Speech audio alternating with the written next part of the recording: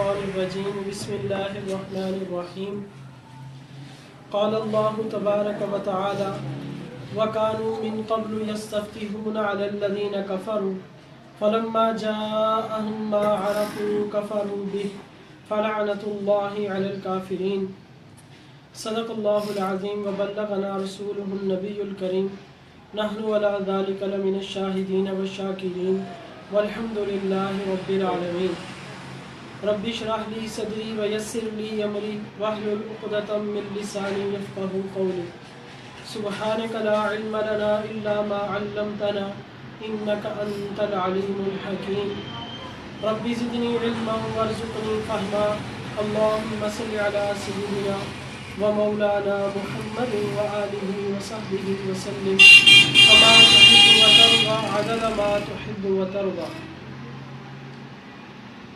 انتہائی واجب الاحترام گرامی قدر سامعین اور معزز حاضرین، یہ آج کا ہمارا جمع ہونا کسی دنیاوی غرض اور لالچ کی وجہ سے نہیں ہے، نہ بیع اور تجارت کے غرض سے ہے، بلکہ محض اللہ جل جلالہ کو راضی کرنے کے جذبے کے ساتھ ہم یہاں اکٹھے ہوئے ہیں،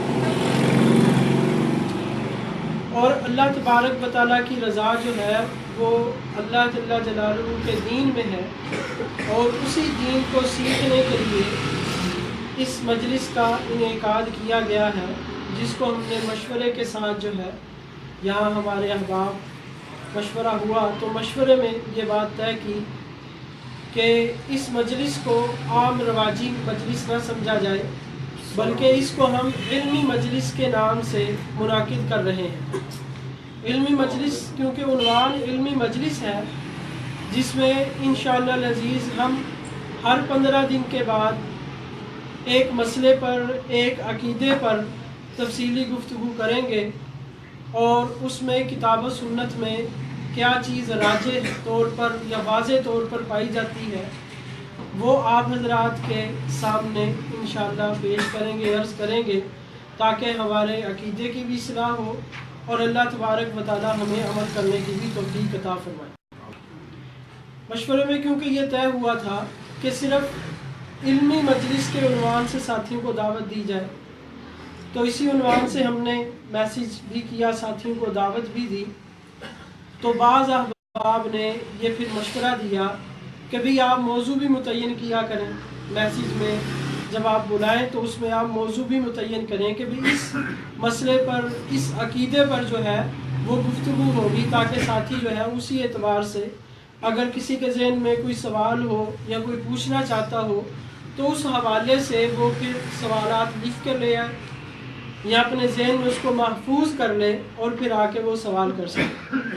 تو اس کو انشاءاللہ آئندہ کوشش کریں گے کہ موضوع ہم بتلا دیں۔ تو الحمدللہ ایک تو آپ تمام حضرات کا شکریہ ادا کرنا ہے کہ آپ حضرات جو ہے وہ اس مجلس میں تشریف لے کر آئے، اور جیسا کہ حدیث میں آتا ہے کہ مختلف زبان کے، مختلف قبیلے کے لوگ جب اللہ کی رضا کے لیے ملتے ہیں، ایک جگہ بیٹھتے ہیں اور اللہ کا ذکر کرتے ہیں تو سکینہ ان پر نازل ہوتی ہے، فرشتے، رحمت کے فرشتے ان کو ڈھانپ لیتے ہیں، اور اختتام پر جو ہے وہ اللہ تعالیٰ کی طرف سے ندا کی جاتی ہے، قوموا مغفور لکم، تم اٹھو اس حال میں کہ تمہاری بخشش کر دی گئی ہے، اور صرف بخشش نہیں کی گئی، قد بدلت سیئاتکم الحسنات، بلکہ تمہارے گناہوں کو نیکیوں میں تبدیل کر دیا گیا۔ تو آپ حضرات کا شکریہ، خصوصاً ہمارے یہاں عالمی مجلس تحفظ ختم نبوت کے سرپرست گلشن آبی کے حضرت مولانا مشہور صاحب تشریف لے کر آئے، ہم ان کو بھی خیر مقدم کہتے ہیں، انہوں نے سرپرستی فرمائی، اللہ تعالیٰ ان کی عمر میں، ان کے علم میں، ان کے عمل میں برکت عطا فرمائے۔ تو آج کی ہماری اس علمی مجلس کا موضوع اور عنوان ہے وسیلہ۔ اب وسیلہ کے متعلق بہت ساری آراء جو ہیں وہ پائی جاتی ہیں، اور آپ حضرات کو بخوبی علم ہے کہ آج میڈیا کا دور ہے، انٹرنیٹ کا دور ہے، سوشل میڈیا ہے، جس کا جو دل چاہتا ہے وہ اس میں اپلوڈ کر دیتا ہے، لوگ اس کو سنتے ہیں، کہیں مانتے ہیں، کہیں انکار کرتے ہیں، بہت ساری چیزیں اس میں آ جاتی ہیں۔ تو رتب و یابس اس میں آ جاتا ہے، کئی صحیح باتیں بھی آتی ہیں، کئی غلط باتیں بھی آتی ہیں۔ تو اس اعتبار سے ہم نے اس کو مشورے سے یہ طے کیا کہ اس کو سوشل میڈیا پہ بھی اپلوڈ کیا جائے، تاکہ ایک خیر کی آواز جو ہے وہ ہر جگہ پر لگ جائے، اور جہاں تک ہماری ہمت ہے اور طاقت ہے ہم اپنی آواز کو اور دین اسلام کی جو صحیح نہج ہے اور جو صحیح عقیدہ اور نظریہ ہے وہ امت مسلمہ تک جو ہے وہ پہنچ جائے۔ تو اب مسئلہ وسیلہ کو سمجھنے سے پہلے ایک دو باتیں سمجھنا ضروری ہے۔ ایک تو آپ اصولی بات ذہن نشین فرما لیں، اصولی بات آپ ذہن نشین فرمائیں گے تو بہت سارے مسائل خود بخود حل ہوں گے۔ نبی پاک صلی اللہ تعالیٰ علیہ وسلم نے ایک ارشاد فرمایا جس میں آپ صلی اللہ تعالیٰ علیہ وسلم نے گویا کہ قیامت تک آنے والے فتنے اور ان فتنوں سے بچنے کی ترتیب جو ہے وہ ارشاد فرما دی کہ بہت سارے فتنے ہوں گے، بہت سارے فرقے ہوں گے۔ ان میں آپ صلی اللہ علیہ وسلم نے ایک اصولی بات ارشاد فرمائی ہے، وہ میں آپ کے سامنے رکھوں گا، پھر اس کے بعد ہم اصل مسئلہ کی طرف آئیں گے۔ وہ کیا بات ہے کہ آپ صلی اللہ تعالیٰ علیہ وسلم نے ارشاد فرمایا، جس کو بہت سارے صحابہ نے نقل کیا ہے حدیث کی مختلف کتابوں میں، مشہور حدیث آپ حضرات نے پہلے کئی دفعہ سنی ہوگی، کہ نبی پاک صلی اللہ تعالیٰ علیہ وسلم نے ارشاد فرمایا کہ بنی اسرائیل میں 72 فرقے ہوئے تھے، میری امت میں 73 فرقے ہوں گے، سب جہنم میں جائیں گے الا ملت واحدہ، مگر ایک گروہ ہوگا وہ جنت میں جائے گا۔ تو پوچھا گیا یا رسول اللہ وہ کون لوگ ہوں گے؟ تو آپ صلی اللہ تعالیٰ علیہ وسلم نے ارشاد فرمایا ما انا علیہ و صحابی، کہ وہ جو میرے اور میرے صحابہ کے طریقے پر ہوں گے۔ یہ ایک اصولی بات نبی پاک صلی اللہ تعالیٰ علیہ وسلم نے ارشاد فرما دی، کسی شخص کا نام نہیں لیا، کسی فرقے کے گروہ کا نام نہیں لیا، بلکہ آپ صلی اللہ تعالیٰ علیہ وسلم نے ایک اصولی بات ارشاد فرمائی کہ ما انا علیہ و صحابی، جو میرے اور میرے صحابہ کے طریقے پر ہوں گے۔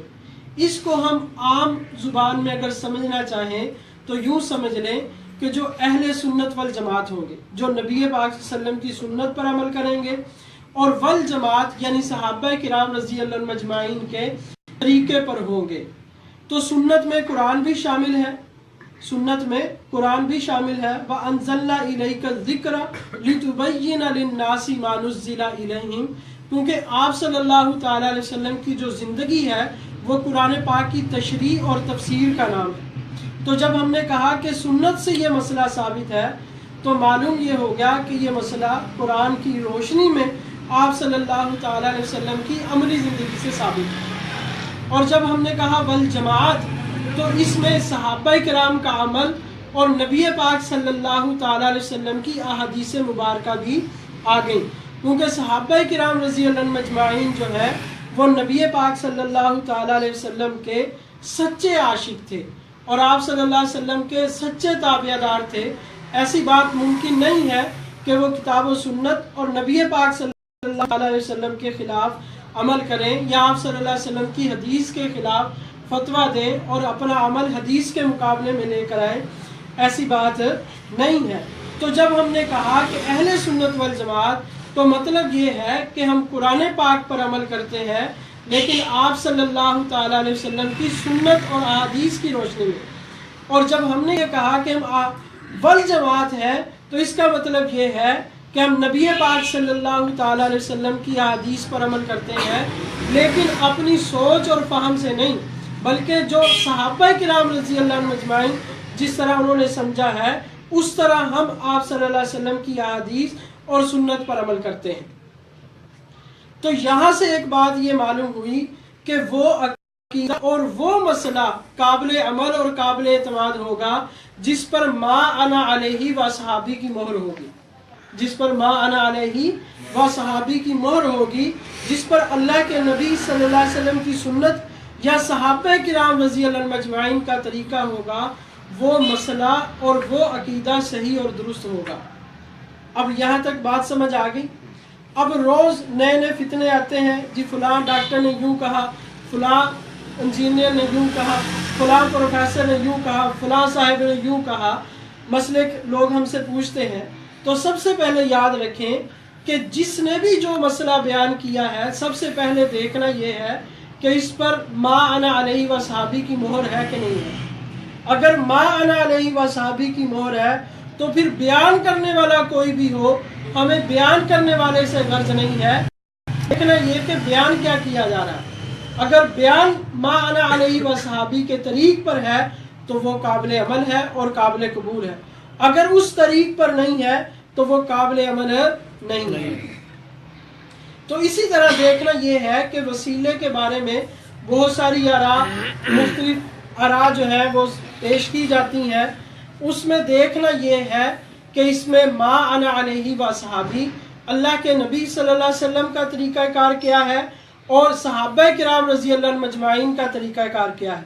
پھر صحابہ کرام کے جو آگے متبعین تھے، والسابقون الاولون من المہاجرین والانصار والذین اتبعوہم بإحسان رضی اللہ عنہم ورضوا عنہ، کہ اللہ تعالیٰ فرما رہے ہیں کہ میں صحابہ سے راضی ہوں اور جن لوگوں نے صحابہ کی اتباع کی ہے میں ان سے بھی راضی ہوں۔ تو دیکھنا یہ ہے کہ صحابہ کرام اور متبعین صحابہ ان کا طریقہ کار اس بارے میں کیا ہے۔ تو اس بارے میں یاد رکھیں، ایک تو رائے یہ پیش کی جاتی ہے کہ وسیلہ شرک ہے، وسیلہ شرک ہے۔ آپ صلی اللہ تعالیٰ علیہ وسلم کی اگر ذات کا وسیلہ دیا جائے یا کسی بزرگ ولی صالحین میں سے کسی کا وسیلہ دیا جائے تو یہ شرک ہے، ایک رائے یہ ہے۔ جبکہ یہ رائے بالاتفاق اہل سنت والجماعت یہ رائے قابل قبول نہیں ہے۔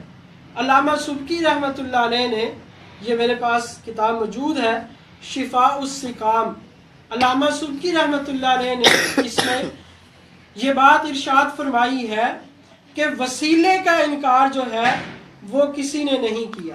جمہور کا موقف یہی ہے کہ وسیلہ جو ہے وہ جائز ہے اور مستحب ہے۔ ہاں بعض حضرات نے جو اس کا انکار کیا ہے تو اس کے انکار پر ان کے پاس کوئی دلیل موجود نہیں ہے، بلکہ وہ اپنے وقت کے نام پر عالم ہونے کے باوجود جب انہوں نے اس مسئلے کا انکار کیا تو لوگوں کے اندر ان کی وہ قدر و منزلت باقی نہیں رہی جو اس انکار سے پہلے ان کی قدر و منزلت تھی۔ ان کا اشارہ وہ ابن تیمیہ رحمۃ اللہ علیہ کی طرف ہے۔ وہ علمی اختلاف کیونکہ ہو سکتا ہے علماء کا، تو انہوں نے فرمایا کہ ان سے پہلے اور ان کے بعد کسی نے بھی وسیلے کا انکار نہیں کیا۔ یہ شفاء السقام میں علامہ سبکی رحمۃ اللہ علیہ نے یہ بات ارشاد فرمائی۔ تو یہ کہنا کہ وسیلہ شرک ہے اس کی وجہ کیا ہے؟ وہ کیا کہتے ہیں؟ ان کے ذہن میں یہ ہے کہ متوسل بھی ہی، جس کا وسیلہ دیا جا رہا ہے شاید وسیلہ دینے والا اس سے مانگ رہا ہے کہ اگر نبی پاک صلی اللہ علیہ وسلم کا وسیلہ دیا جا رہا ہے تو وہ اس کے تصور میں یہ ہے شاید وہ آپ صلی اللہ تعالی علیہ وسلم سے مانگ رہا ہے یا کسی بزرگ اور ولی سے براہ راست مانگ رہا ہے۔ تو اس اعتبار سے جبکہ وسیلے میں یہ کیفیت نہیں ہوتی، وسیلے میں اللہ جل جلالہ سے ہی دعا کی جاتی ہے کہ یا اللہ آپ ہماری دعا کو قبول فرمائیں، نبی پاک صلی اللہ علیہ وسلم کے وسیلہ سے یا فلاں بزرگ کے وسیلہ سے۔ تو وسیلہ میں بھی مانگا کس سے جاتا ہے؟ یا بعض اس لیے اس کا انکار کرتے ہیں کہ وہ یہ سمجھتے ہیں کہ جب اللہ تعالیٰ کو وسیلہ دیا جائے تو پھر اللہ تعالیٰ کی ذات بے بس ہو جاتی ہے، پھر اللہ تعالیٰ پر واجب ہو جاتا ہے اور ضروری ہو جاتا ہے کہ اس دعا کو قبول کرے، اللہ تعالیٰ اس کو رد کر سکتے ہی نہیں ہے۔ جبکہ کسی ایمان والے کا یہ عقیدہ نہیں ہوتا، نہ اس کے حاشیہ خیال میں یہ بات ہوتی ہے کہ میں اگر اللہ سے وسیلے سے دعا مانگوں گا تو اللہ تعالیٰ پر لازم ہو جائے گا کہ اس دعا کو قبول کریں۔ اللہ پر کوئی چیز واجب اور ذمہ نہیں ہے، اللہ تعالیٰ کسی چیز میں بے بس نہیں ہوتے۔ تھوڑا سا ذرا ساتھ حضرت یہ کرسی لے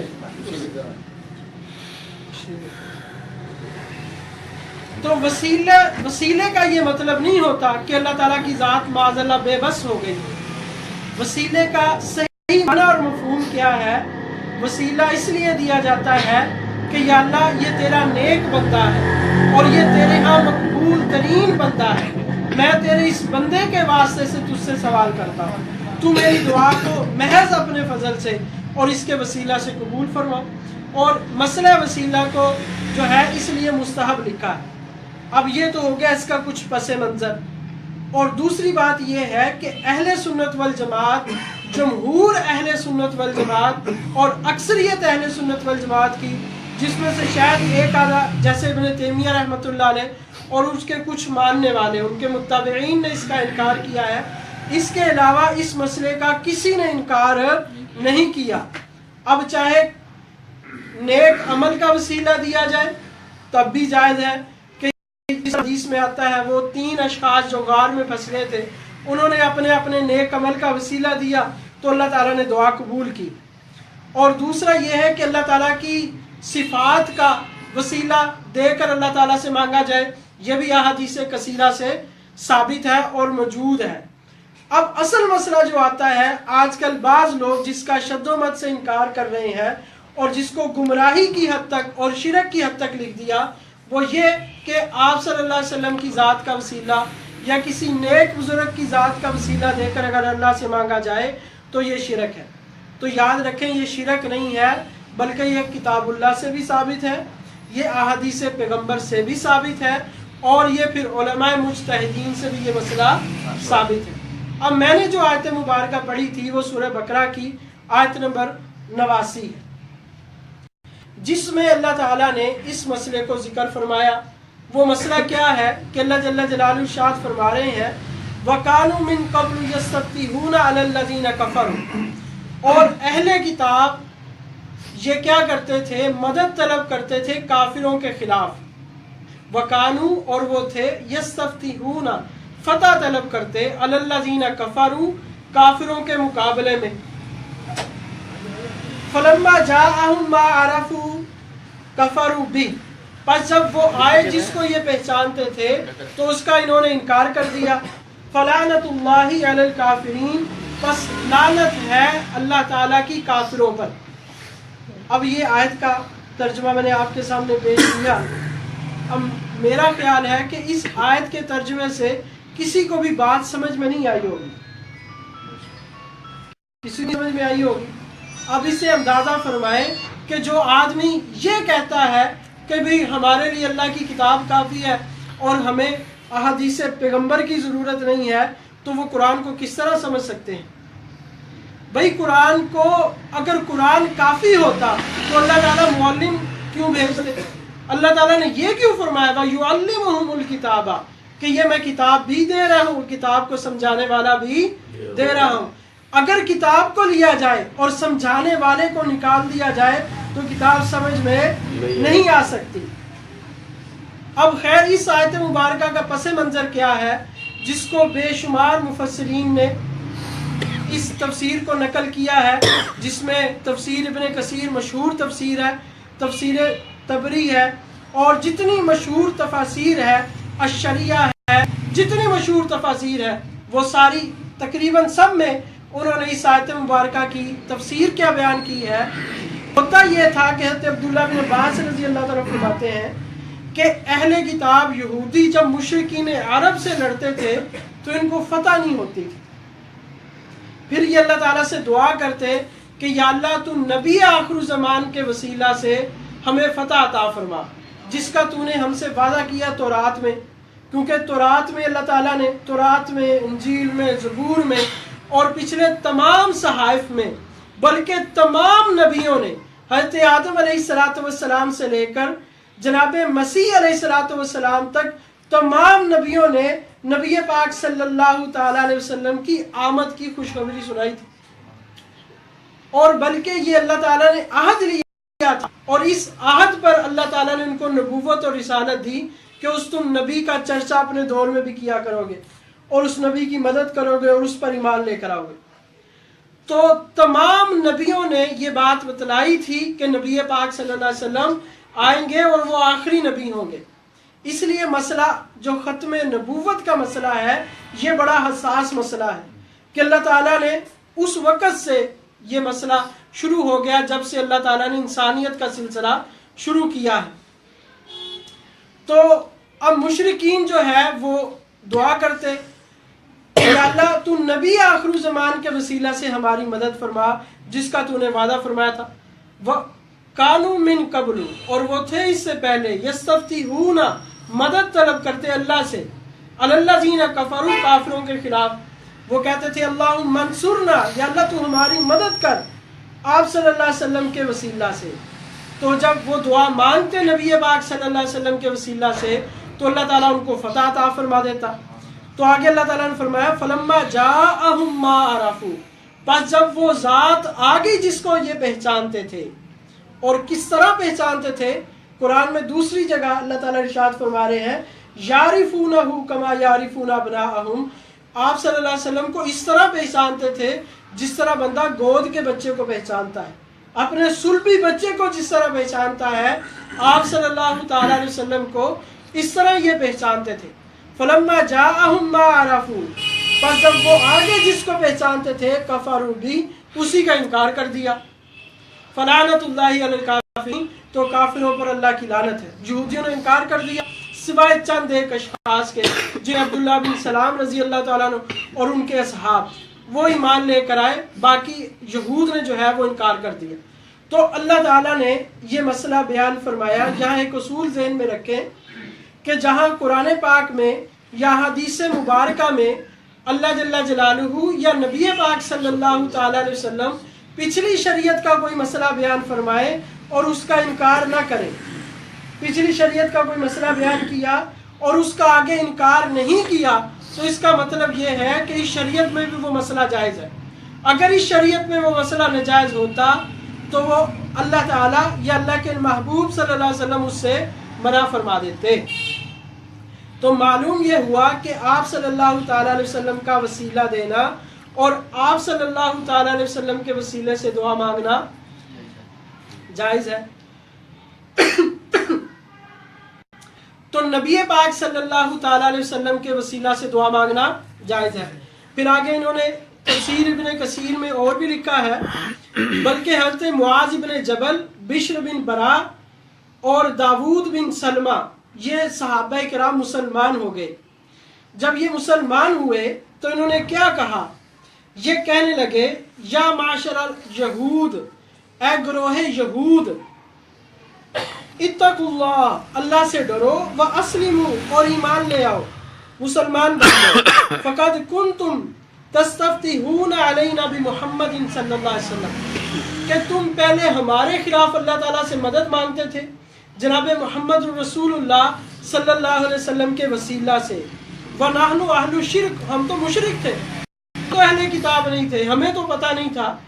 اگرچہ جو مشرک تھے وہ ابراہیم علیہ السلام کو مانتے تھے، اور ابراہیم علیہ السلام کی دعاؤں کا نتیجہ ہے کہ ابراہیم علیہ السلام کی اولاد حضرت اسماعیل کی اولاد میں اللہ تعالیٰ نے نبی آخر زمان کو بھیجا. ان کا انکار کرنا بھی گویا کہ یہ کوئی معنی نہیں رکھتا تھا، ان کے اندر بھی یہ بات موجود تھی کہ نبی آخر زمان آئیں گے جو ابراہیم علیہ السلام کی اولاد میں سے ہوں. تو انہوں نے کہا کہ تم یہودی تھے، آپ صلی اللہ علیہ وسلم کے وسیلہ سے دعا مانگتے تھے، ہم تو مشرک تھے، ہمیں تو نہیں پتا تھا. تو اب جب وہ تشریف لے آئے ہیں تو اب تم ایمان کیوں نہیں لاتے؟ یہ صحابہ کرام یہود کو یہ بات کہا کرتے تھے. اب یہ بات جو ہے بہت ساری تفاسیر میں یہ بات موجود ہے، اس کو میں نے یہاں پرنٹ کیا ہے، اگر کسی کو چاہیے ہو تو وہ بھی مل سکتے ہیں حوالہ جات سارے. اس پر تقریباً میں نے 18 حوالہ جات یہاں نقل کیے ہیں. وہ انشاءاللہ اگر کوئی دوست آپ کوئی طالب کسی کو ضرورت ہوئی تو اس کو ہم دکھا دیں گے انشاءاللہ العزیز. اصل تفاسیر میں یہ بات موجود ہے. پھر اس کے بعد جو ہے یہ تو ہو گیا قرآن پاک میں، اور قرآن پاک میں ایک دوسری جگہ اللہ تعالیٰ ارشاد فرما رہے جس میں واضح حکم ہے یا ایھا الذین آمنوا اتقوا اللہ، اے ایمان والو اللہ سے ڈرو، وابتغوا الیہ الوسیلہ اور اس کی طرف وسیلہ تلاش کرو. واضح حکم ہے. اب اس کو کس طرح شرک کہا جا سکتا ہے، کس طرح اس کو بدعت کہا جا سکتا ہے؟ اے ایمان والو اللہ سے ڈرو اور اس کی طرف وسیلہ تلاش کرو. مفسرین نے لکھا ہے کہ یہاں مراد یہ ہے کہ نیک اعمال کیے جائیں. وسیلہ یعنی جو چیز اللہ تبارک و تعالیٰ کے قریب کر دے، اللہ تعالیٰ کی رضا کا سبب بن جائے، وہ اعمال اختیار کیے جائیں. تو ان اعمال میں ایک عمل وسیلے کا بھی ہے، ان اعمال میں ایک عمل وسیلے کا بھی ہے۔ دیکھیں اہل کتاب باوجود کہ اس وقت یہ شرک کرتے تھے اور اس وقت تحریف کے مرتکب ہو چکے تھے، اس کے باوجود جب وہ آپ صلی اللہ علیہ وسلم کے وسیلے سے دعا مانگتے اللہ تعالیٰ فتح عطا فرما دیتا۔ تو وسیلہ بھی ایک نیک عمل ہے، اس لیے آپ صلی اللہ علیہ وسلم کا وسیلہ دینا وہ اس آیت مبارکہ کے حکم میں شامل ہے۔ اور یاد رکھیں امر کا اعلیٰ درجہ وجوب کا ہوتا ہے، الامر للوجوب، کہ جب کسی چیز کا حکم آ جائے تو وہ واجب ہے، اور کم از کم اس کا درجہ اصولی اعتبار سے مستحب ہے۔ تو اس کو علماء نے لکھا ہے کہ کم از کم اس کا درجہ وسیلے کا درجہ کیا بنے گا؟ مستحب بنے گا، اس آیت مبارکہ اور احادیث دیگر احادیث کی روشنی میں، وہ میں ابھی آپ حضرات کے سامنے وہ پیش کروں گا۔ واضح حکم بھی آ گیا اللہ تبارک و تعالیٰ کا وَابْتَغُوا إِلَيْهِ الْوَسِيلَةَ۔ اب یہاں ایک بات وہ کرتے ہیں کہ بھی دیکھیں مشرکین بھی تو یہی کہتے تھے کہ یہ بت ہمارا وسیلہ ہے، بت ہمارا وسیلہ ہے۔ یہ یاد رکھیں باقی جو جن کے نظریات ما انا علیہ و صحابی سے ہٹے ہوئے ہیں نا، ان کے پاس دلیل نہیں ہوتی، دھوکہ ہوتا ہے، ان کے پاس دلیل نہیں ہوتی، دھوکہ ہوتا ہے۔ بعض لوگ کہتے ہیں جی سارے دلیل دیتے ہیں، سارے دلیل دیتے ہیں، وہ بھی دلیل دیتا ہے، قادیانی بھی دلیل دیتے ہیں، روافظ بھی دلیل دیتے ہیں۔ تو وہ یاد رکھیں وہ دلیل نہیں دیتے، دھوکہ دیتے ہیں۔ وہ کیا دیتے ہیں؟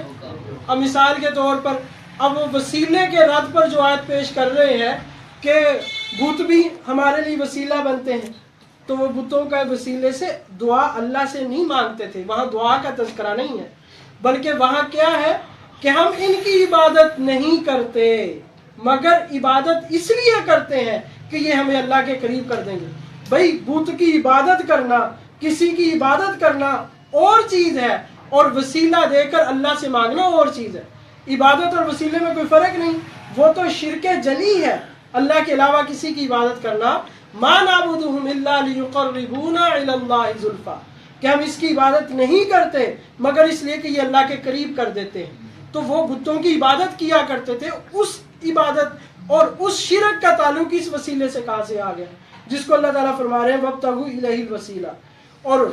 اور یہ جو آج سورہ بقرہ کی میں نے پڑھی، آپ صلی اللہ علیہ وسلم کے وسیلے سے جو یہود دعا مانگا کرتے تھے۔ پھر اس کے بعد ہم تعلیم نبوی میں دیکھیں کہ نبی پاک صلی اللہ تعالیٰ علیہ وسلم کی حدیث اور سنت کی روشنی میں اس وسیلے کے مسئلے کو دیکھتے ہیں۔ تو سنن ابن ماجہ میں، یہاں کتاب میرے پاس موجود ہے، یہ سنن ابن ماجہ، اس میں ایک روایت ہے، میں روایت سنا دیتا ہوں ویسے زبانی۔ حضرت عثمان بن حنیف رضی اللہ تعالیٰ عنہ، اور یہ روایت بالکل صحیح ہے، اور سنن ابن ماجہ میں اس روایت کے بعد لکھا ہوا ہے ھذا حدیث صحیح، یہ حدیث صحیح ہے۔ اور مزے کی بات یہ ہے کہ میرے خیال میں پوری سنن ابن ماجہ میں کسی روایت کے آگے نہیں لکھا ہوا کہ یہ حدیث صحیح ہے، صرف اسی حدیث کے آگے لکھا ہوا ہے کہ یہ حدیث صحیح ہے۔ اللہ، اور مسئلہ وسیلے کا اس میں بیان کیا گیا۔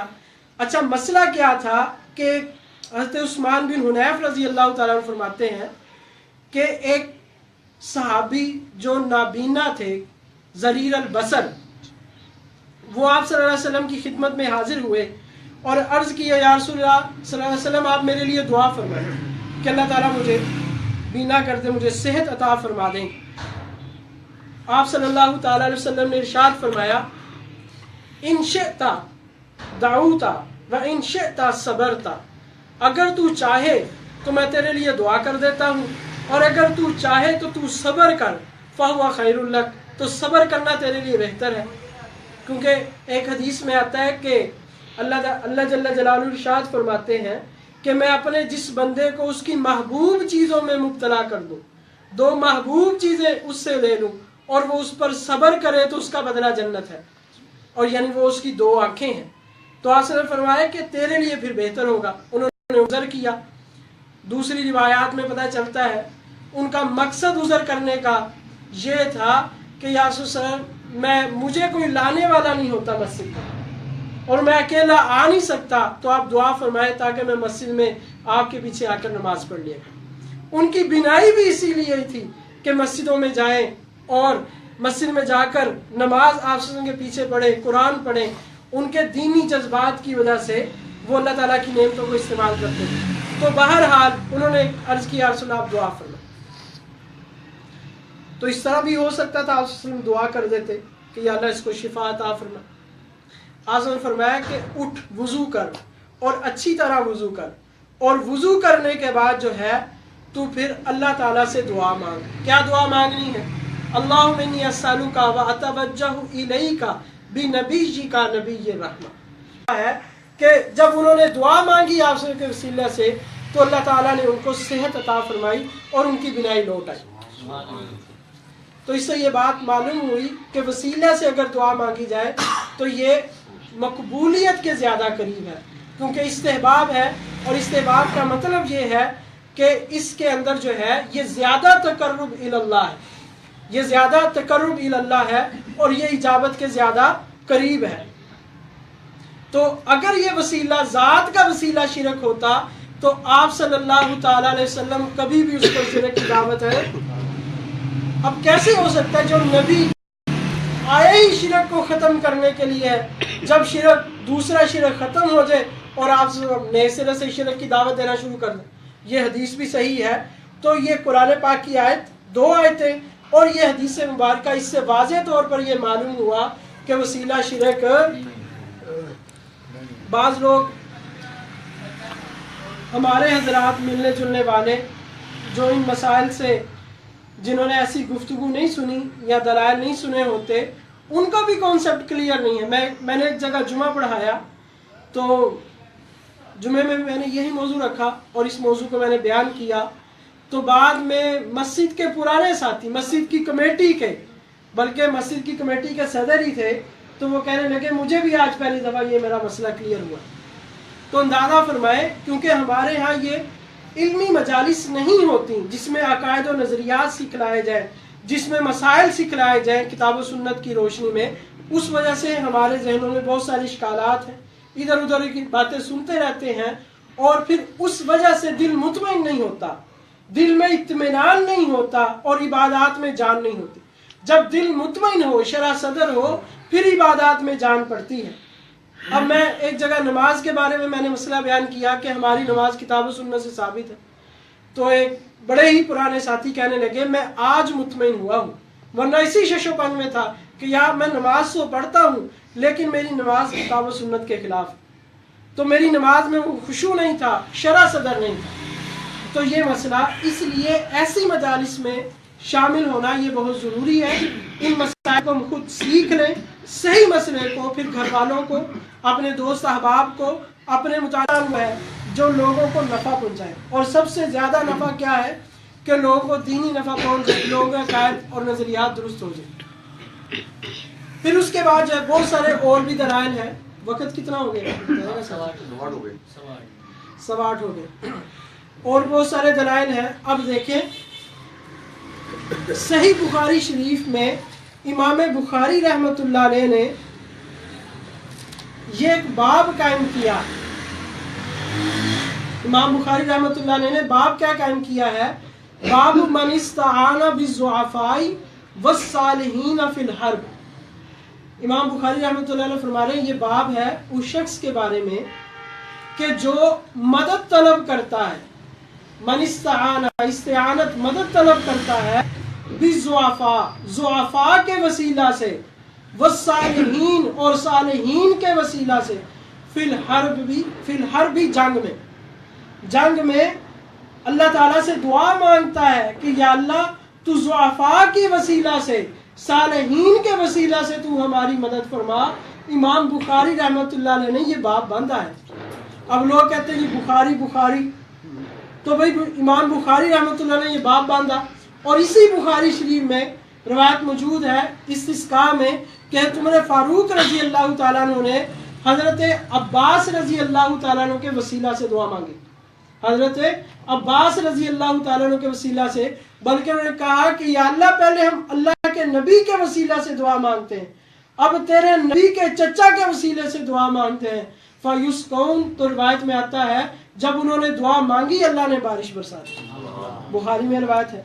تو اس سے معلوم یہ ہوا کہ نبی کا وسیلہ بھی جائز ہے اور ولی کا وسیلہ بھی جائز ہے. تو امام بخاری رحمۃ اللہ علیہ نے باب قائم کیا. اس میں امام بخاری رحمۃ اللہ علیہ نے ایک وہ قصہ بھی نقل کیا ہے جب ابو سفیان ابھی مسلمان نہیں ہوئے تھے اور وہ کافر بادشاہ نے جب کچھ سوالات کیے تو اس میں لمبی حدیث ہے کافی. تو اس نے پوچھا تھا کہ بھئی تمہارے علاقے میں جو نبی آئے ہیں ان کے ماننے والے کون لوگ ہیں, ان کے ماننے والے کون لوگ ہیں؟ تو انہوں نے کہا ان کے اکثر ماننے والے جو ہیں وہ ضعیف ہیں, کمزور لوگ ہیں. تو انہوں نے کہا, پوچھا سألتک اشراف الناس اتبعوہ, کہ بڑے بڑے سردار آپ صلی اللہ علیہ وسلم کا کلمہ پڑھنے والے ہیں, ام ضعفاؤہم, یا کمزور لوگ ضعیف لوگ اللہ کے نبی صلی اللہ علیہ وسلم کا کلمہ پڑھنے والے ہیں؟ تو انہوں نے کہا تھا ضعفاؤہم, بلکہ جو کمزور لوگ ہیں وہ ان کا کلمہ پڑھنے والے ہیں. وہم اتباع الرسول, تو انہوں نے کہا, بادشاہ نے کہا کہ کمزور لوگ ہی تو رسولوں کا اتباع کرتے ہیں اور ان کے نقش قدم پر چلتے ہیں. تو یہ انہوں نے دلیل بنائی اس بادشاہ نے کہ واقعتاً وہ سچے نبی ہیں. لیکن جب اس نے اعلان کیا تو قوم بگڑ گئی, تو اس نے کہا کہ نہیں میں تمہارے ایمان کا امتحان لے رہا تھا. وہ لمبی حدیث. تو خیر اس تحت میں انہوں نے حدیث نقل کی کہ نبی پاک صلی اللہ تعالیٰ علیہ وسلم نے ارشاد فرمایا, هل تنصرون وترزقون الا بضعفائکم, کہ تمہاری جو مدد کی جاتی ہے اور تمہیں جو رزق دیا جاتا ہے وہ تمہارے کمزوروں کے وسیلے سے ہی تمہیں رزق دیا جاتا ہے. اللہ. تو بھئی اس لیے التھانوی رحمۃ اللہ علیہ نے عجیب نکتہ لکھا ہے. التھانوی رحمۃ اللہ علیہ فرماتے ہیں کہ یہ جو اللہ والے ہوتے ہیں نا, یہ غریبوں کو, کمزوروں کو رؤساء پر ترجیح کیوں دیتے ہیں؟ اس کی وجہ یہ ہوتی ہے کہ انہیں اس نکتے کا پتہ ہے کہ جو کمزور اور ضعیف لوگ ہیں, غرباء ہیں, انہی کے برکت سے یہ خانقاہیں چلتی ہیں. اس لیے وہ بادشاہ کی طرف اتنے ملتفت نہیں ہوتے جتنے عام لوگوں کی طرف.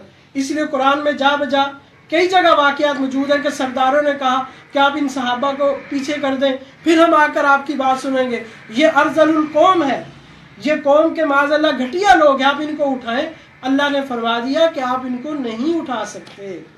ایسا نہ ہو کہ آپ بھی ہماری رحمت سے محروم ہو جائے, آپ ان کو نہیں اٹھا سکتے.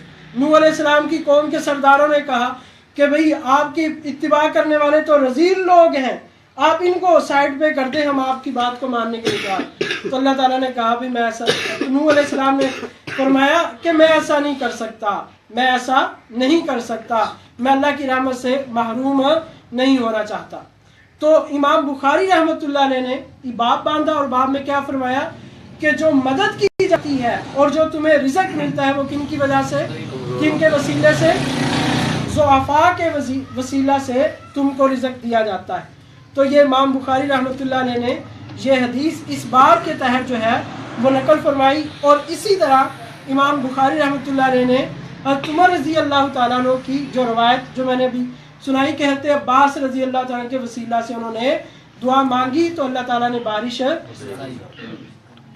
بعض لوگوں نے کہا کہ یہ جو حضرت عمر فاروق رضی اللہ تعالیٰ عنہ نے ابن عباس رضی اللہ کے وسیلے سے دعا مانگی, یہ اس لیے مانگی کہ اللہ کے نبی دنیا سے تشریف لے جا چکے تھے.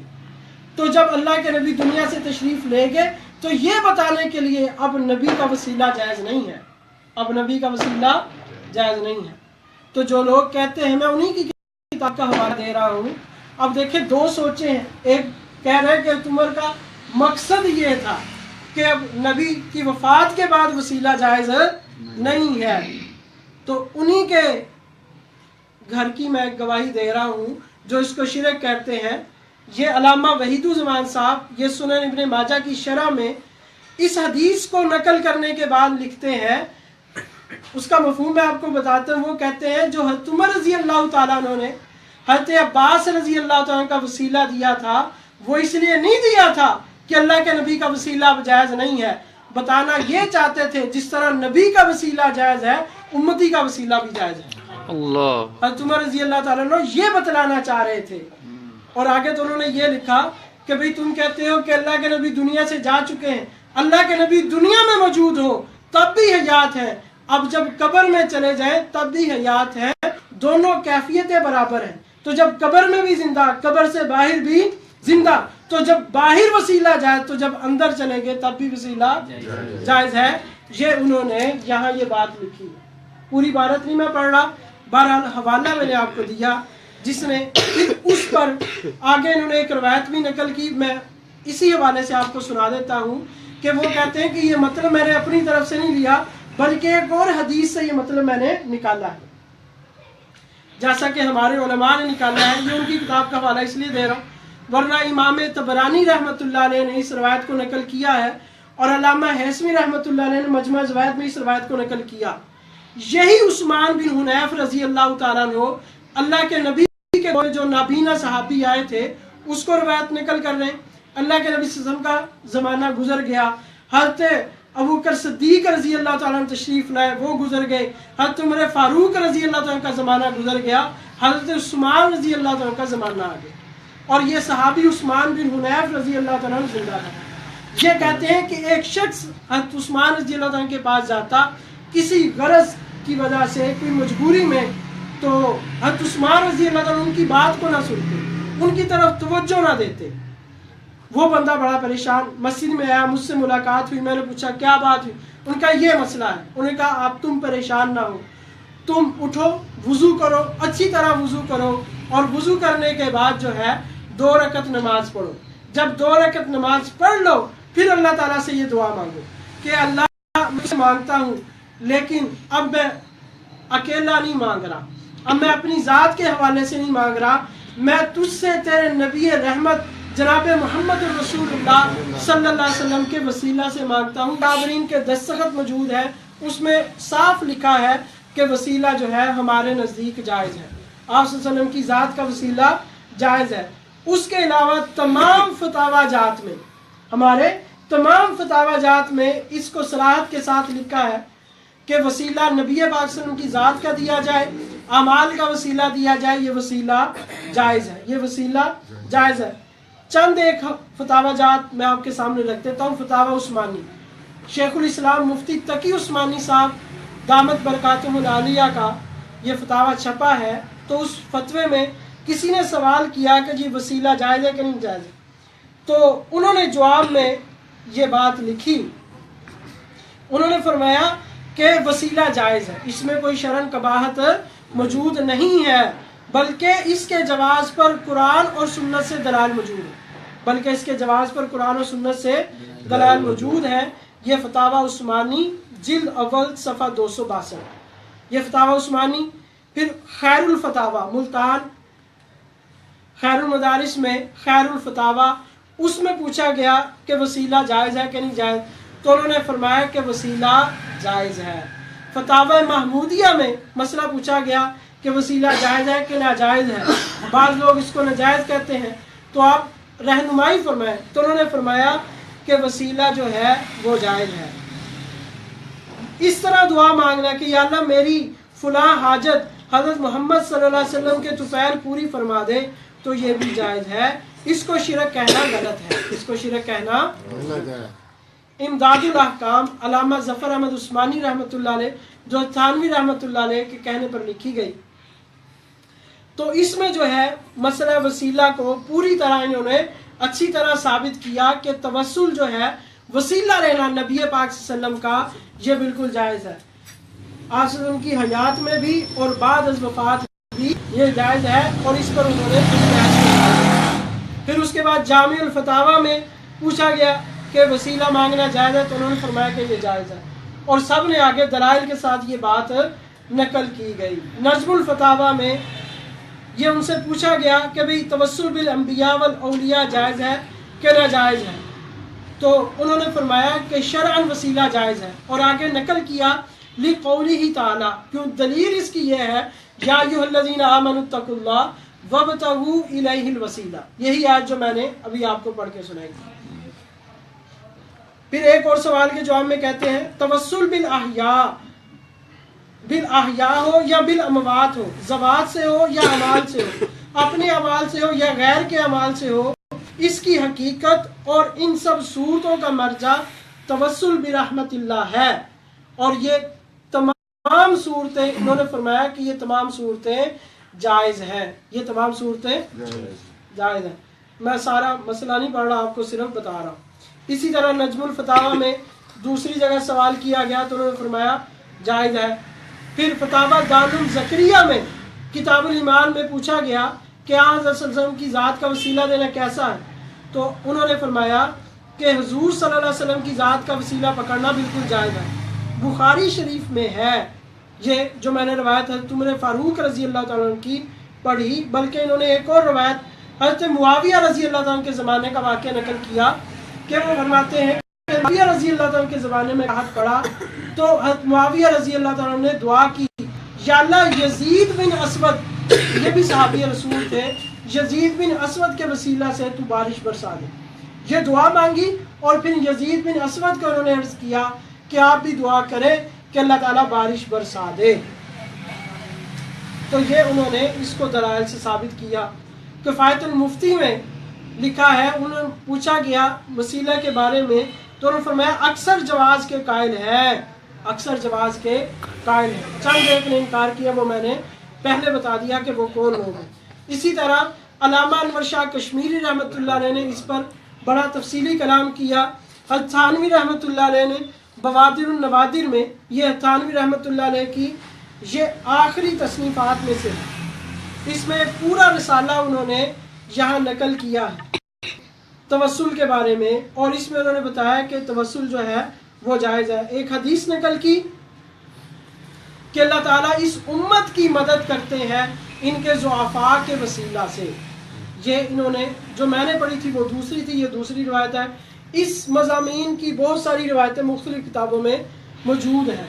تو اس سے کہہ رہا تھانوی رحمۃ اللہ علیہ فرماتے ہیں اس سے یہ بات بھی ثابت ہوئی کہ مقبولین سے توسل کا ثبوت ان کی ذات سے بھی اور ان کے اعمال ظاہرہ و باطنہ سے بھی جائز ہے، یہ بوادر نوادر میں۔ تو بھائی یہ مسئلہ کتاب اللہ سے بھی ثابت ہے، احادیث پیغمبر سے بھی ثابت ہے، بلکہ تھانوی رحمۃ اللہ علیہ نے فرمایا کہ یہ اجماع صحابہ سے ثابت ہے کہ جب حضرت عمر فاروق رضی اللہ تعالیٰ عنہ نے حضرت عباس کا وسیلہ دیا تو کسی صحابی نے انکار نہیں کیا، تمام صحابہ کا خاموش رہنا یہ اجماع سکوتی ہے۔ تو صحابہ کرام رضی اللہ عنہ مجمعین کے اجماع سکوتی سے ثابت ہوا کہ صالحین کا وسیلہ، ان کی ذات کا وسیلہ بھی جائز ہے۔ تو اللہ تعالیٰ سے آخر میں دعا ہے کہ اللہ تعالیٰ ہم سب کو عمل کرنے کی توفیق عطا فرمائے، اور اللہ تعالیٰ ہم سب کے ایمان کی حفاظت فرمائے، ہمارے عقائد کی حفاظت فرمائے، اور اللہ تعالیٰ گمراہ کن فتنوں سے اللہ تعالیٰ ہماری حفاظت فرمائے۔ یہاں ایک بات یاد رکھے، عام طور پر یہ دعا مانگی جاتی ہے یا اللہ فتنوں سے محفوظ فرمائے، صرف یہ دعا نہیں کرنی چاہیے، صرف یہ دعا نہیں کرنی چاہیے، کیونکہ قرآن پاک میں آتا ہے انما اموالکم و اولادکم فتنہ، کہ تمہارے مال اور تمہاری اولاد فتنہ ہے۔ تو اس طرح دعا احادیث میں اس کی ممانعت ہے۔ دعا کس طرح کرنی چاہیے؟ اس طرح، یا اللہ گمراہ کن فتنوں سے محفوظ فرما، گمراہ کن فتنوں سے محفوظ فرما۔ تو دعا مانگنے کا بھی طریقہ ہوتا ہے، ایک بات ذہن میں آ گئی، اب وہ بھی کر دوں میں آخر میں ذرا۔ وہ ایک خاتون جو ہے وہ دعا کرنے لگی، شادی کا مسئلہ تھا، اس کی شادی نہیں ہو رہی تھی، تو جب دعا کرنے لگی نا تو وہ شرم آ گئی کہ اپنی شادی کی دعا کرے۔ شرم و حیا تو ہوتی ہے خواتین میں الحمدللہ ایمان والی، تو اس نے دعا کی یا اللہ میرے والدین کو اچھا سا داماد عطا فرما۔ تو کچھ دنوں بعد اس کی چھوٹی بہن کی شادی ہو گئی۔ تو دعا بھی جو ہے نا وہ سوچ سمجھ کے مانگنی چاہیے۔ اللہ تعالیٰ ہم سب کو عمل کرنے کی توفیق عطا فرمائے۔ اب کسی بھائی نے اس حوالے سے کوئی سوال کرنا ہے تو وہ کر لے، پھر اس کے بعد ہم دعا کرتے ہیں۔ یہ بات تو سمجھ میں آ گئی کہ وسیلہ جائز ہے، لیکن یہ حضرت عمر رضی اللہ تعالیٰ عنہ کے جو الفاظ ہیں ان میں تھوڑا سا اشکال ہے جی، کیونکہ انہوں نے یہ کہا اگر وہ یوں کہتے نا کہ ہم حضرت عباس کے وسیلے سے دعا کرتے ہیں تو پھر تو بات واضح تھی، لیکن انہوں نے ساتھ ایک لفظ اور ملا دیا کہ ہم حضور صلی اللہ علیہ وسلم کی زندگی میں آپ کے وسیلے سے دعا کرتے ہیں۔ اب آپ صلی اللہ علیہ وسلم تو وفات پا چکے ہیں، اس لیے ہم حضرت عباس کے وسیلے سے دعا کرتے ہیں۔ اس سے بظاہر ایسا لگتا ہے کہ حضور صلی اللہ علیہ وسلم وفات پا چکے ہیں، اب ان کے وسیلے سے دعا نہیں ہو سکتی۔ جی، یہ بس تھوڑا سا اشکال ہے۔ جی، ہم نے بڑے اچھا بات ارشاد فرمائی اس کا میں نے پہلے بھی جواب دیا ہے. مطلب یہ ہے کہ حضرت کو تو سمجھ آ گئی ہے, کئی ساتھیوں کو ذہن میں اشکال ہو تو وہ اس کو دور کر لیں. جیسا کہ میں نے پہلے بھی عرض کیا, اس حدیث کا یہ مطلب نہیں کہ آپ صلی اللہ علیہ وسلم کی وفات کے بعد جو ہے وہ آپ صلی اللہ علیہ وسلم کا وسیلہ جائز نہیں, بلکہ مطلب یہ تھا کہ امتی کا وسیلہ, ولی کا وسیلہ بھی جائز ہے. کیونکہ اگر آپ صلی اللہ علیہ وسلم کی وفات کے بعد وسیلہ جائز نہ ہوتا تو یہ جو حضرت عثمان بن حنیف نے جو ان کو تعلیم دی تھی وسیلے کی وہ نہ دیتے, وہ سمجھ جاتے کہ وسیلہ جائز نہیں ہے. بلکہ بعض علماء نے یہ بھی لکھا ہے کہ اس کا مطلب یہ تھا کہ حقیقت میں نبی ہی کا وسیلہ تھا, حقیقت میں نبی کا وسیلہ تھا. اس میں الفاظ یہ تھے بی عمی نبی جی کا, کہ یا اللہ تیرے نبی کے عم سے, تیرے نبی کے چچا کے وسیلے سے. اگر نبی کی وہاں سے نبی کی ذات کو نکال دیا جائے تو وہ تو پھر ان کی تو وہ حیثیت نہیں رہتی. تو نبی کی وجہ سے جو ان کو تقرب حاصل ہے اللہ تعالیٰ کا, اور جو اللہ تعالیٰ کی نزول رحمت نبوت کے وجہ سے ہوتی ہے, وہ تو نبوت کی وجہ سے ہے. تو اصل میں اس نبوت کا واسطہ اور وسیلہ دیا گیا. تو یہ علماء نے یہ بات لکھی. اور باقی نبی پاک صلی اللہ علیہ وسلم کا وسیلہ بعد وفات جو ہے وہ تو دوسری حدیث میں بھی ثابت ہو گیا. اس لیے اس سے یہ بات جو یہ کہتے ہیں ان کی اس میں دلیل موجود نہیں ہے. عمر رضی اللہ تعالیٰ عنہ کا مقصود بھی یہی تھا کہ حضور پاک صلی اللہ علیہ وسلم کے علاوہ بھی وسیلہ جائز ہے, یہ مقصد تھا, یہ مقصد تھا ان کا. جی انبیاء کے علاوہ ولیوں کا بھی وسیلہ دیا جا سکتا ہے, ولی کا وفات کے بعد, ولی وفات کے بعد یا پیدائش سے پہلے تب بھی وسیلہ دیا جا سکتا ہے. اب دیکھیں ہم وسیلے سے دعا مانگ سکتے ہیں کہ یا اللہ امام مہدی کے وسیلہ سے تو ہماری دعا قبول فرما, کیونکہ انہوں نے پیدا ہونا ہے اور ان کا ولی ہونا یہ ثابت ہے, ان کا ولی ہونا یہ سنت. اور کیا جائے تو خود اس واقعہ میں بھی توسل بھی سید الرسول صلی اللہ علیہ وسلم تھا, کیونکہ حضرت عمر کے الفاظ یہ ہیں اللہم انا نتوسل الیک بعمی نبی جی کا. اس میں خود ان کی دعا کا تذکرہ ہے. حضرت عمر رضی اللہ تعالیٰ دعا مانگ رہے ہیں, نہ کہ یہ کہ ان کو کہہ رہے ہیں کہ آپ دعا کریں, کہ ہم وسیلہ آپ کی طرف لیتے ہیں آپ کے بعمی نبی جی کا. یہاں بھی در حقیقت حضور صلی اللہ علیہ وسلم ہی سے توسل تھا. حضرت عباس کو اس توسل بن نبوی کی تقویت کے لیے آگے کیا تھا. پھر آگے انہوں نے اور بھی کچھ بحث اذان کی. کے بارے میں ہے کہ وہ اس وقت اللہ تعالیٰ کے ہاں قیامت کے روز حمد ایسی پڑھیں گے, اللہ تعالیٰ اس وقت ہی وہ نوازے گا حمد, اس سے پھر اللہ تعالیٰ وہ کہیں گے تو پھر وہ اس وقت یہ وسیلے کا معاملہ ڈکلیئر کریں, تو اس وقت یہ معاملہ ہوگا. وہ تو شفاعت ہے, وہ شفاعت کا مسئلہ ہے. تو وہ شفاعت کا ہی وسیلہ ہوگا نا, تو وہ اس وقت کا کہا گیا ہے. اور اس وقت بھی ہے, اس وقت تو ممنوع نہیں, ہم نے تو اس وقت کی بات کی ہے. نہیں, حضور پاک صلی اللہ علیہ وسلم نے یہ بھی تو کہا کہ اللہ تعالیٰ کی رحمت کے بغیر کوئی جنت نہیں جا سکتا. تو صحابہ کرام نے کیا کہا کہ آپ بھی نہیں, انہوں نے کہا ہاں میں بھی نہیں, ان کی رحمت کے بغیر نہیں جا سکتا. تو یہ جو وسیلہ ہے یہ نزول رحمت کا سبب ہے, یہی ہم بتا رہے ہیں. جس طرح نماز پڑھنا یہ اللہ کی رحمت کو متوجہ کرتا ہے, روزہ رکھنا اللہ کی رحمت کو متوجہ کرتا ہے, ذکر اذکار یہ اللہ تعالیٰ کی رحمت کو متوجہ کرتا ہے. اسی طرح وسیلہ ایک نیک عمل ہے جو اللہ کے نبی نے تعلیم دیا, اس سے اللہ پاک کی رحمت ہی متوجہ ہوتی ہے.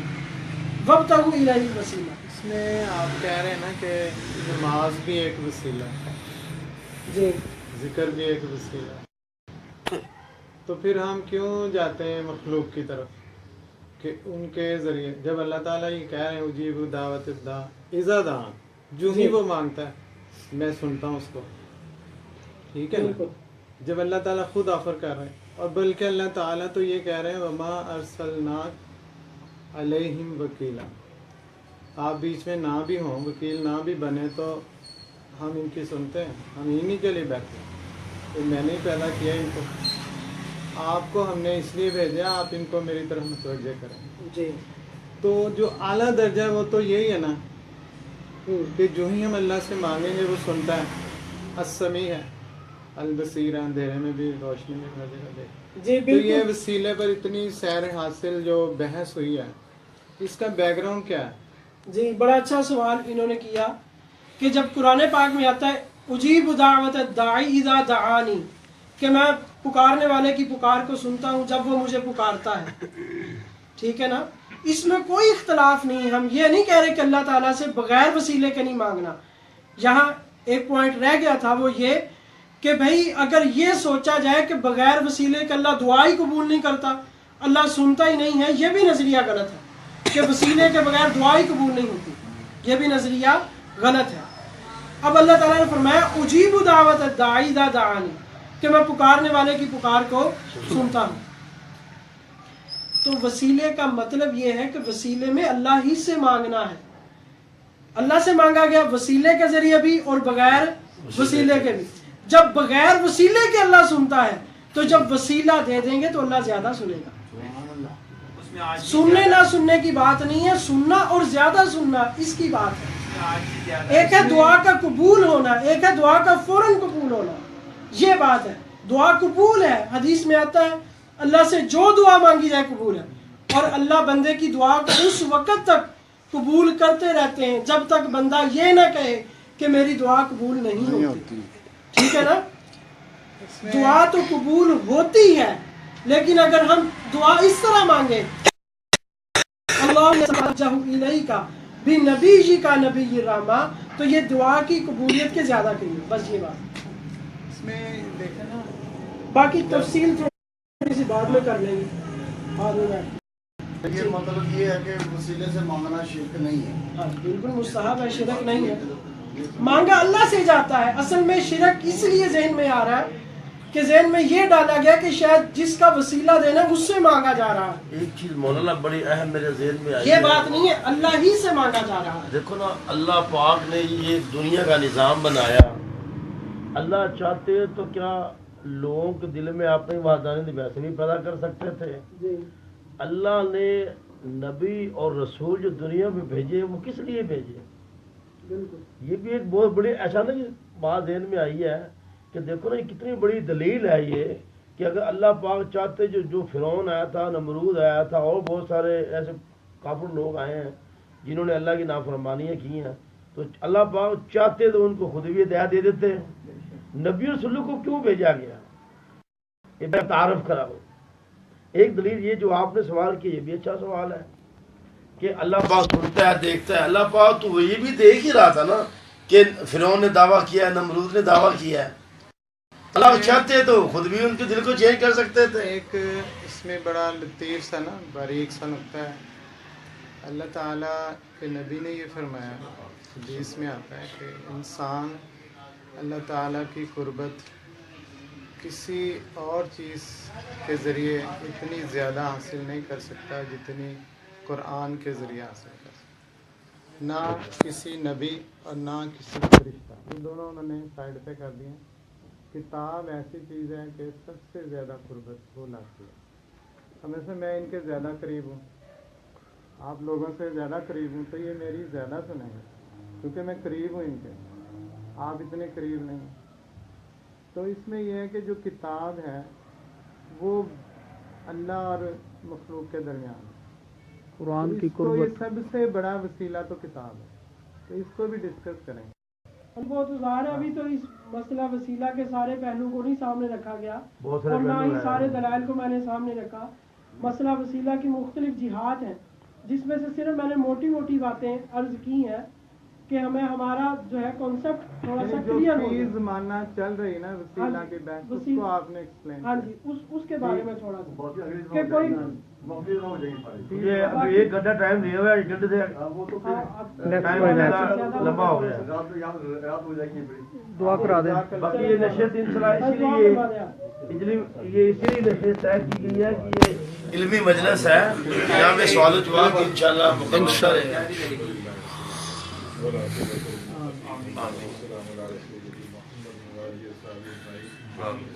یا اللہ پاک جو یہاں پر حاضرین آئے ہیں, یا اللہ ان کی حاضری کو قبول فرما.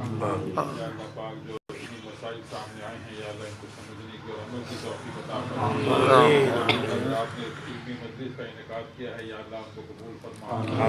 یا اللہ اس علمی مجلس کو یا اللہ قائم دائم رکھے, قرآن کا بھی ہمیں استفادہ کرنے کی توفیق عطا فرما. یا الہ العالمین حق کے لیے ہمارا جو ہے ذہن اور سینہ کھول دے. اللہم ارنا الحق حقا وارزقنا اتباعه وارنا الباطل باطلا وارزقنا اجتنابه صلی اللہ تعالی علی خیر خلقہ محمد وآلہ وصحبہ اجمعین آمین برحمتک یا اسلام